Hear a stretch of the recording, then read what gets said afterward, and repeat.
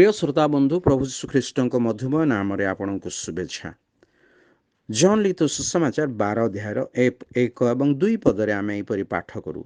इतिमध्य जीशु निस्तार पर्वर 6 दिन पूर्वर बेथनिया को आसिले। जो लाजर को से मृत मान मध्य उठाई से स्थान थे।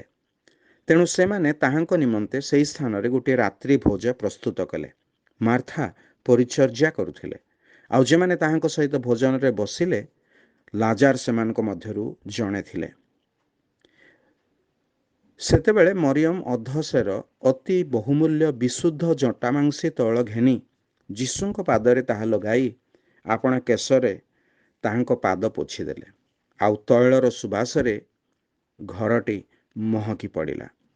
बेथनिया होची से स्थान जोठी लाजार निज भौणी मार्था और मरियम सहित बसवास करुथिले।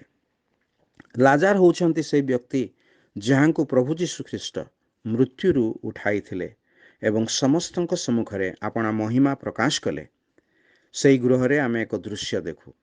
मृत्युरु उत्थापित लाजार प्रभु जीशु ख्रीष्ट सहित भोजन मेजरे बसछंती, ताहांक सहभागिता उपभोग करुछंती।